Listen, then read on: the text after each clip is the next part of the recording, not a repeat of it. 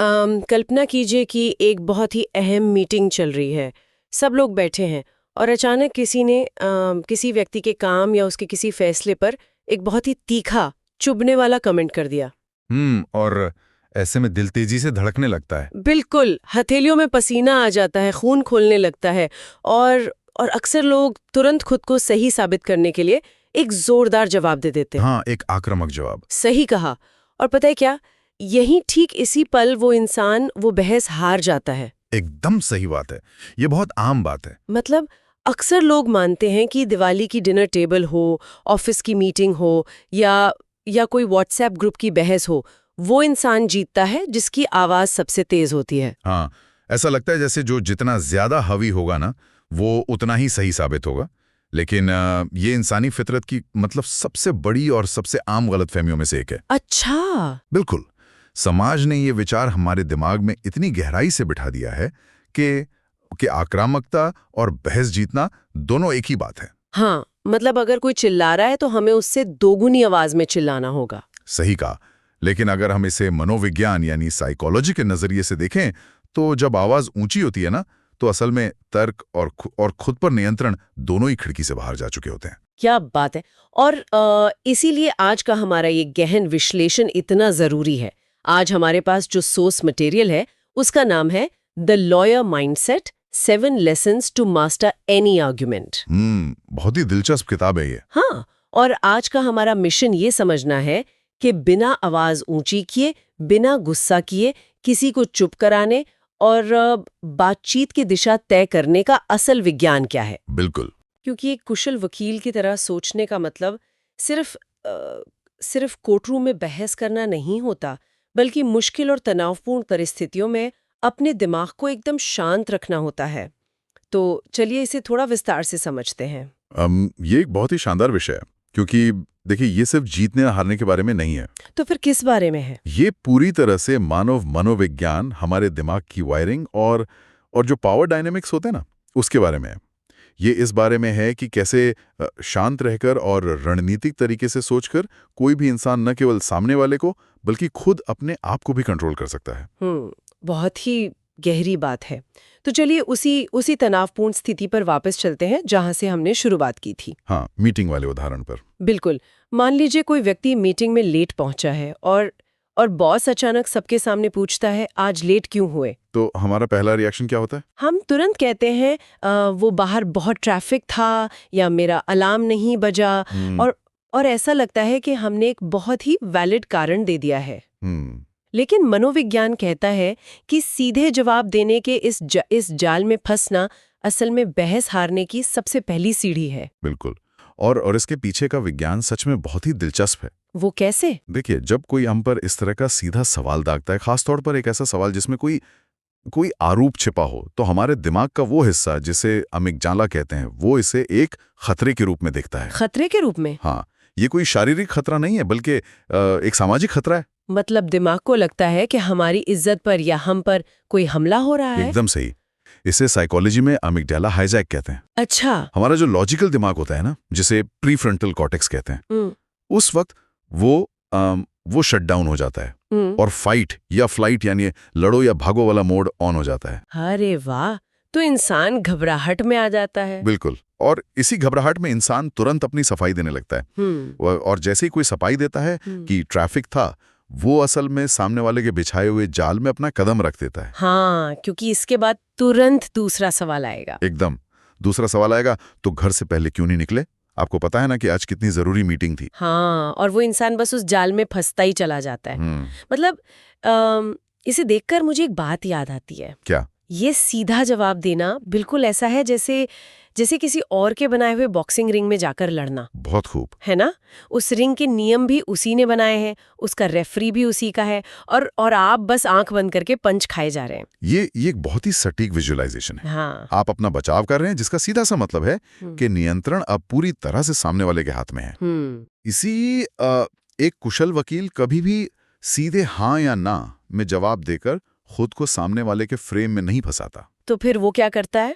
इसके बजाय सबसे प्रभावी रणनीति होती है सवाल की दिशा ही बदल देना। मतलब जवाब देने के बजाय एक काउंटर सवाल यानी एक पलटा सवाल पूछना। एक मिनट रुकिए, यहाँ मुझे थोड़ी सी समस्या लग रही है। कैसी समस्या? देखिए, अगर बॉस ने पूछा कि लेट क्यों हुए और कोई इंसान पलटकर बॉस से ही सवाल पूछ ले, तो क्या इससे बॉस और ज्यादा चिढ़ नहीं जाएगा?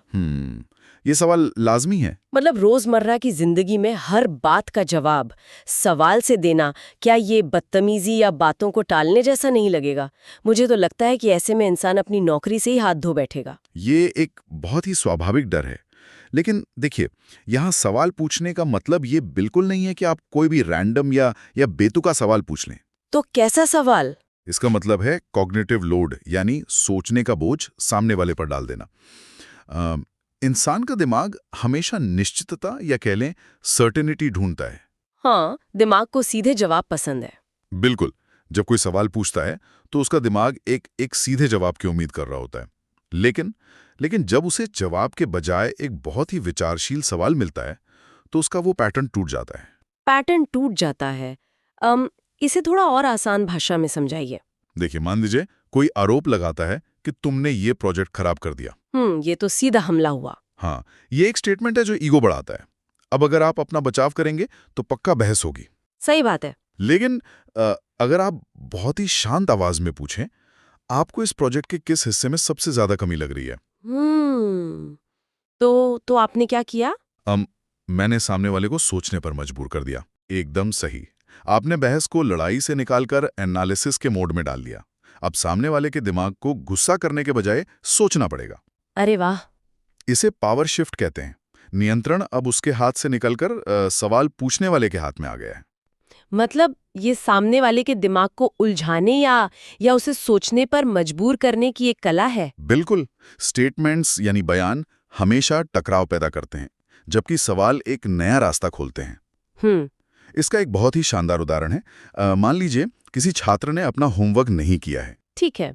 अगर वो टीचर के पास जाकर कहता है मुझे टाइम नहीं मिला, तो ये एक ऐसा स्टेटमेंट है जो सीधे टीचर के अधिकार को चुनौती देता है। हाँ, और इससे टीचर को पक्का गुस्सा आएगा। बिल्कुल आएगा।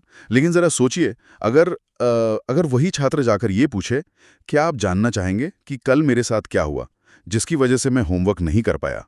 ओह, ये तो पूरी स्थिति को ही बदल देता है ना? अब टीचर के पास हाँ कहने के अलावा और कोई विकल्प ही नहीं है। हाँ, क्यूरियोसिटी भी तो बढ़ जाती है। एकदम। और जैसे ही वो हाँ कहता है, वो छात्र की कहानी सुनने के लिए मानसिक रूप से तैयार हो जाता है। एक बहुत ही खतरनाक लेकिन असरदार सवाल जो अक्सर वकीलों द्वारा इस्तेमाल किया जाता है, वो है, क्या आपको इस पूरी परिस्थिति का पूरा सच पता है? बाप रे! हाँ, ये एक ऐसा सवाल है जो किसी भी इंसान के आत्मविश्वास की जड़ें हिला सकता है। यहाँ बात सच में बहुत दिलचस्प हो जाती है, क्योंकि सवालों के जरिए अपना बचाव करने के बाद जो अगला कदम होता है ना, वो होता है बातचीत की स्टीयरिंग व्हील को पूरी तरह से अपने हाथ में लेना। बिल्कुल। ये सिर्फ वार से बचने के बारे में नहीं है, बल्कि खेल का मैदान ही बदल देने के बारे में है। और सोर्स मटेरियल के अनुसार इसे फ्रेम कंट्रोल कहा जाता है। हाँ, और फ्रेम कंट्रोल मनोविज्ञान का एक बहुत ही शक्तिशाली टूल है। इसका सीधा सा मतलब ये है कि किसी भी बातचीत या कहानी को किस नजरिए से देखा जा रहा है। जो व्यक्ति बातचीत का फ्रेम तय करता है, असल में वही बहस के नियम तय कर रहा होता है, और अंततः वही इंसान जीतता है। इसे समझने के लिए मैं एक विजुअल एनालॉजी देती हूँ। फ्रेम बदलना बिल्कुल एक कैमरे के फोकस को घुमाने जैसा है। हाँ, बिल्कुल सही। मतलब अगर कोई जूम इन करके सिर्फ किसी की एक छोटी सी गलती दिखा रहा है, तो आप उस फ्रेम को जूम आउट कर देते हैं ताकि पूरी तस्वीर नजर आने लगे। बहुत ही बढ़िया उदाहरण है। जो इंसान कैमरा पकड़ता है वही तय करता है कि दुनिया क्या देखेगी। जैसे अगर कोई कहे तुम हमेशा मीटिंग में लेट आते हो, तो इसका बचाव करने के बजाय कैमरे का जूम आउट करना कुछ ऐसा होगा। क्या इस टीम की सफलता सिर्फ टाइमिंग से तय होती है या इंसान के काम की क्वालिटी और उसके रिजल्ट से भी? ये एक बेहतरीन उदाहरण है। आपने क्या किया यहाँ? आपने बहस का मुद्दा ही समय से हटाकर काम की क्वालिटी पर शिफ्ट कर दिया। हाँ, और सामने वाला बस देखता रह जाएगा। मनोविज्ञान में इसे एंकरिंग बायस को तोड़ना कहते हैं। एंकरिंग बायस? हाँ, सामने वाला व्यक्ति आपको एक नकारात्मक एंकर यानी एक नेगेटिव बिंदु पर बांधना चाहता था, लेकिन आपने उस एंकर को उखाड़कर अपनी मनचाही जगह पर गाड़ दिया। ये तो क्रिकेट के मैदान में गेंदबाज के दौड़ते समय अचानक से पिच की दिशा ही बदल देने जैसा है। बिल्कुल, बैट्समैन जिस गेंद का इंतजार कर रहा था वो गेंद ही किसी और खेल की हो गई। लेकिन एक बात है, ये फ्रेम बदलना तब तो ठीक है जब बात थोड़ी वैचारिक हो। लेकिन अगर सामने वाला सीधे कोई पर्सनल अटैक कर दे और उसके पास कुछ फैक्ट्स भी हों, तब क्या करेंगे? यहीं पर एक और बहुत ही अहम कॉन्सेप्ट काम आता है, जिसे हम प्रूफ गेम या सबूतों का खेल कह सकते हैं। अच्छा, देखिए, ये समझना जरूरी है कि किसी भी बहस में आत्मविश्वास बहुत अहम भूमिका निभाता है। लेकिन अगर उस आत्मविश्वास के पीछे कोई ठोस सबूत नहीं है ना, तो वो महज एक शोर मचाने वाली राय यानी ओपिनियन बन के रह जाता है। हाँ, खोखला आत्मविश्वास। बिल्कुल। और एक राय कभी भी तथ्यों को यानी फैक्ट्स को नहीं हरा सकती। जैसे अगर कोई सीधे तौर पर आरोप लगाए कि तुम तो हमेशा गलत फैसले लेते हो, तो इसका सबसे बेहतरीन जवाब बचाव करना नहीं है, बल्कि उसी से सबूत मांगना है। एकदम सही। मतलब ये पूछना कि पिछले 3 फैसलों में से कौन सा गलत था। बिल्कुल। और ऐसा करके आपने सारा बर्डन ऑफ प्रूफ यानी साबित करने का बोझ सामने वाले पर डाल दिया है। ये कानूनी दुनिया का सबसे बुनियादी नियम है।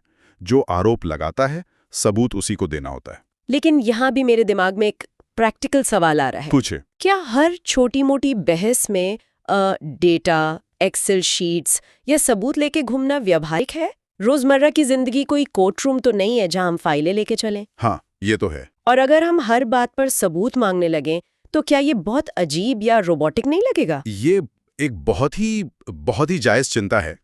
लेकिन देखिए, यहाँ सबूत का मतलब हर बात में 100 फैक्ट्स या आंकड़े ठूसना बिल्कुल नहीं है।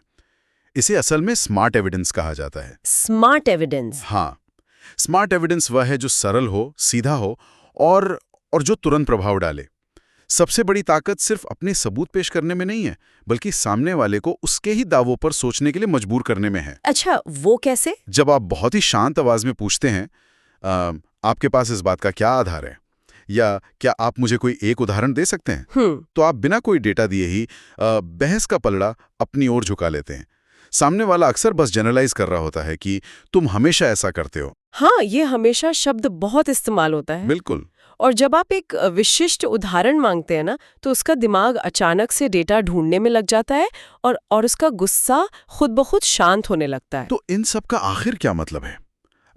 अभी तक हमने लॉजिक, सवाल, फ्रेम और सबूतों की बात की। हाँ। ये सब सुनने में बहुत तार्किक और स्ट्रक्चर्ड लगता है। हाँ। लेकिन हम इंसानों की दुनिया हमेशा लॉजिक पर नहीं चलती ना। बिल्कुल नहीं चलती। कई बार ऐसा होता है कि सामने वाला व्यक्ति बिल्कुल तरकीन हो जाता है। वो आपकी कोई बात नहीं सुनना चाहता। हाँ। और बस गुस्से में चिल्लाने लगता है। हाँ। उस वक्त तो आपके सवाल और आपके सबूत धरे के धरे रह जाते हैं। और यहीं पर वो टूल काम आता है जो बाहर से सबसे कमजोर दिखता है, लेकिन अंदर से सबसे ज्यादा विनाशकारी होता है। अच्छा, वो क्या है? और वो टूल है खामोशी, यानी साइलेंस। 1 मिनट, खामोशी? हाँ, खामोशी। लेकिन अमूमन तो हमें बचपन से यही सिखाया जाता है कि अगर कोई हावी होने की कोशिश करे या कुछ गलत कहे तो तुरंत पलटकर जवाब दो। यही सिखाया जाता है। अगर कोई चुप रह गया तो लोग तो उसे डरपोक, कमजोर या बेवकूफ समझेंगे। ऑफिस में अगर कोई चिल्ला रहा है और कोई बस चुपचाप खड़ा रहे, तो ये तो हार मान लेने जैसा हुआ ना। यही तो सबसे बड़ा विरोधाभास है और इंसान की सबसे बड़ी गलतफहमी भी। वो कैसे? चलिए इसे इवोल्यूशनरी साइकोलॉजी यानी विकासवादी मनोविज्ञान के नजरिए से समझते हैं। इंसान मनोवैज्ञानिक रूप से ऑकवर्ड साइलेंस या उस अजीब सी शांति से बहुत डरता है जो बातचीत के बीच में अचानक आ जाती है। सन्नाटे से डरता है। बिल्कुल।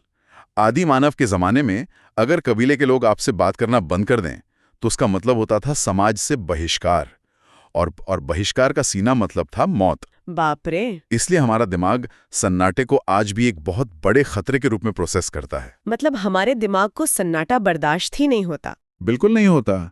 जब कोई व्यक्ति गुस्से में कुछ बोलता है और सामने वाला एकदम चुप हो जाता है, बस आंखों में आंखें डालकर देखता रहता है, तो बोलने वाले को लगता है कि उसे उस खालीपन को भरना है। हाँ, वो घबरा जाता है। इस सन्नाटे का दबाव इतना भयंकर होता है कि घबराहट में वो इंसान जरूरत से ज्यादा बोल जाता है, अपनी ही बात को काटने लगता है और कई गलतियां कर बैठता है। क्या बात है। इसका एक बहुत ही जबरदस्त उदाहरण मुझे याद आ रहा है। बताइए। मैंने कहीं पढ़ा था कि कोर्टरूम में कई बार जो बहुत चालाक वकील होते हैं ना, वे गवाह के अपना बयान खत्म करने के बाद जानबूझकर कुछ नहीं बोलते। हाँ बिल्कुल। वे बस अपने कागज देखते हैं या गवाह को घूरते रहते हैं, एक लंबा पॉज लेते हैं, और उस 10-15 सेकेंड के सन्नाटे के भारी दबाव में गवाह अक्सर घबराकर कुछ ऐसा उगल देता है जो उसे बिल्कुल नहीं बोलना चाहिए था। या रोजमर्रा की जिंदगी में भी उतना ही अचूक है। अगर कोई व्यक्ति गुस्से में चिल्ला रहा है और आप बिना कोई रिएक्शन दिए बिल्कुल शांत खड़े रहें, सिर्फ देखते रहें, तो आप महसूस करेंगे कि महज 10 सेकंड के बाद उस चिल्लाने वाले व्यक्ति की टोन खुद ब खुद नरम पड़ने लगती है। हाँ, क्योंकि उसे खुद अजीब लगने लगता है। बिल्कुल, उसे अपनी ही तेज आवाज कमरे में गूंजती हुई चुभने लगती है। ये तो बिल्कुल मार्शल आर्ट्स की तरह लग रहा है, खास तौर पर इमोशनल जूडो की तरह। अरे वाह, बहुत अच्छी तुलना है ना? जूडो में यही तो होता है। आप प्रतिद्वंद्वी को गिराने के लिए अपनी ताकत का इस्तेमाल नहीं करते, बल्कि वो जब हमला करता है तो आप उसी की गति और उसी के धक्के की ऊर्जा का इस्तेमाल करके उसे जमीन पर पटक देते हैं। ये एकदम बेहतरीन तुलना है। जो इंसान अपने इमोशंस पर नियंत्रण रखता है, वही असल में पूरी स्थिति को नियंत्रित करता है। इसे मनोविज्ञान में इमोशनल कंटेजियन कहते हैं। इमोशनल कंटेजियन मतलब भावनाओं का फैलना? हाँ, हमारे दिमाग में मिरर न्यूरॉन्स होते हैं जो सामने वाले की भावनाओं की नकल करने की कोशिश करते हैं। अगर कोई आप पर चिल्लाता है तो आपके मिरर न्यूरॉन्स भी आपको चिल्लाने के लिए उकसाते हैं। हाँ, वो ट्रिगर हो जाते हैं। भावनाएं एक इंसान से दूसरे इंसान में किसी वायरस की तरफ फैलती हैं। लेकिन अगर आप इस चेन को तोड़ दें। अच्छा? अगर बॉस गुस्से में कहें कि ये काम एकदम बेकार है और आप बचाव में पड़ने की बजाय शांत रहकर पूछें, आप चाहते हैं कि इसे कैसे इंप्रूव किया जाए, तो क्या होता है? सामने वाले के गुस्से की ऊर्जा उसी के पास वापस लौट जाती है, लेकिन एक कंस्ट्रक्टिव या रचनात्मक तरीके से। बिल्कुल। और बाहर से देखने वाला कोई भी तीसरा व्यक्ति, चाहे वो मीटिंग रूम में बैठे बाकी लोग ही क्यों ना हो, वे हमेशा उस शांत इंसान को ही सही, समझदार और स्थिति का मास्टर मानेंगे। सच में। खामोशी और शांति एक ऐसा अदृश्य दबाव बनाते हैं जो आक्रामकता को पूरी तरह से बेअसर कर देता है। ये सच में माइंड ब्लोइंग है। लेकिन अब मान लीजिए कि किसी ने इन सभी रणनीतियों का सफलतापूर्वक इस्तेमाल कर लिया। ठीक है। अपनी भावनाएं काबू में रखी, फ्रेम कंट्रोल किया, खामोशी का हथियार चलाया, स्मार्ट सवाल पूछे। लेकिन बात खत्म कैसे करें? ये बहुत अहम है, क्योंकि अक्सर देखा गया है कि बहस चाहे कितनी भी अच्छी चली हो, अगर उसका अंत खराब हो गया तो सारा खेल बिगड़ जाता है। ये एक बहुत ही क्रिटिकल पॉइंट है। किसी भी बहस का असली इम्पैक्ट या प्रभाव शुरुआत या बीच में नहीं पड़ता, बल्कि बिल्कुल आखिर में पड़ता है। लोग अक्सर अपनी पूरी मेहनत पर पानी फेर देते हैं क्योंकि वे अंत में अपने अहंकार में आकर कुछ ताना मार देते हैं या अजीब तरीके से मुंह बनाकर चुप होकर चले जाते हैं। मुझे लगता है कि इसके पीछे हमारी फिल्मों और पॉप कल्चर का बहुत बड़ा हाथ है। वो कैसे? अक्सर लोग किसी भी बहस में फिल्मों के हीरो की तरह एक लास्ट पंच, एक माइक ड्रॉप या कोई आखिरी जोरदार डायलॉग मारना चाहते हैं। उन्हें लगता है कि ऐसा करने से वो बहुत कूल दिखेंगे और सामने वाले का ईगो पूरी तरह कुचल देंगे। और असल जिंदगी में यही सबसे बड़ी बेवकूफ़ी है। मनोविज्ञान में इसे रीसेंसी इफेक्ट कहा जाता है। रीसेंसी इफेक्ट? हाँ, ये मेमोरी या याददाश्त का एक नियम है। इंसान का दिमाग पूरी बातचीत को याद नहीं रखता। वो उस घटना या उन शब्दों को सबसे ज्यादा और सबसे स्पष्ट रूप से याद रखता है जो सबसे आखिर में घटित हुए हों। मतलब जो अंत में हुआ वही पूरी बहस की समरी बन जाता है दिमाग में। बिल्कुल। इसलिए बहस का अंत कभी भी अहंकारी या सामने वाले को नीचा दिखाने वाला नहीं होना चाहिए। अगर कोई लास्ट पंच मारेगा तो सामने वाला सारी लॉजिकल बातों को भूल जाएगा और सिर्फ उस अहंकार को याद रखेगा। हाँ, और फिर रिश्ते खराब होंगे। बिल्कुल, वो भविष्य में हमेशा एक द्वेष या दुश्मनी पाल लेगा। लक्ष्य सामने वाले को बर्बाद करना नहीं है, बल्कि एक समझदार और सुलझे हुए व्यक्ति की तरह बातचीत से बाहर आना है। तो ऐसे में सही तरीका क्या है बातचीत खत्म करने का? एक बहुत ही बेहतरीन और सुरक्षित तरीका है एग्री टू डिसएग्री का रुख अपनाना। अच्छा। एक बहुत ही शानदार क्लोजिंग लाइन हो सकती है, मुझे लगता है कि हम दोनों इस विषय पर बिल्कुल अलग तरह से सोचते हैं, और सच कहूं तो यही बात इसे इतना इंटरेस्टिंग बनाती है। वाह, ये लाइन तो जादू की तरह काम कर सकती है ना? ये सामने वाले के विचारों का सम्मान भी कर रही है, उसे नीचा भी नहीं दिखा रही, और साथ ही ये भी बहुत मजबूती से स्थापित कर रही है कि इंसान अपनी बात से 1 इंच भी पीछे नहीं हटाए। बिल्कुल। ये एक बहुत ही मैच्योर प्रतिक्रिया है जो कड़वाहट पैदा किए बिना बहस को एक सकारात्मक मोड़ पर खत्म करती है। यही एक लॉयर माइंडसेट की असली पहचान है। आप अपनी जमीन पर टिके रहते हैं लेकिन सामने वाले की जमीन को आग नहीं लगाते। क्या बात है। तो इस पूरे गहन विश्लेषण को अगर एक सूत्र में पिरोया जाए तो ये स्पष्ट होता है कि ये माइंडसेट दूसरों को मैनिपुलेट करने या उन्हें हर हाल में गलत साबित करने का कोई चालाकी भरा टूल नहीं है। एकदम सही। ये असल में खुद के भीतर झांकने, खुद के इमोशंस को समझने और अपने दिमाग को उस डिफेंस मोड से बाहर निकालने की कला है। हाँ। असली जीत वो नहीं है जहां चीख चीख कर किसी को हरा दिया जाए। असली जीत तो वो है जहां बिना लड़े अपनी मानसिक शांति बनाए रखकर पूरे बातचीत की दिशा तय कर ली जाए। ये एकदम सही निष्कर्ष है। ये बातचीत को एक रचनात्मक और तार्किक दिशा देने के बारे में है, ना कि उसे एक विनाशकारी जंग के मैदान में तब्दील करने के बारे में। लेकिन इस पूरी चर्चा को खत्म करने से पहले मैं एक ऐसा विचार छोड़ना चाहूंगी जो इस पूरे विषय को एक बिल्कुल अलग ही नजरिए से देखने पर मजबूर करता है। बताइए। जरा सोचिए, अक्सर लोग ऐसी रणनीतियों को ऑफिस या अनजान लोगों के साथ इस्तेमाल करते हैं, लेकिन अगर कोई इंसान अपने परिवार, अपने दोस्तों या अपने बहुत करीबियों के साथ भी हमेशा इसी लॉयर माइंडसेट का इस्तेमाल करने लगे, ये तो बहुत ही है ना। अगर वो हर घरेलू बात में, पति पत्नी की छोटी सी नोकझोंक में भी फ्रेम बदलने लगे, अपनों के सामने भी खामोशी को एक हथियार की तरह इस्तेमाल करके उन्हें तड़पाने लगे और प्यार भरे रिश्तों में भी हर बात का सबूत मांगने लगे, तो क्या होगा? क्या इससे वो अपनी मानसिक शांति और हर घरेलू बहस तो जीत लेगा, लेकिन क्या धीरे धीरे उन रिश्तों की मासूमियत, वो अपनापन हमेशा के लिए खत्म नहीं हो जाएगा? क्या सच में हर रिश्ते को एक कोर्टरूम बना देना सही है?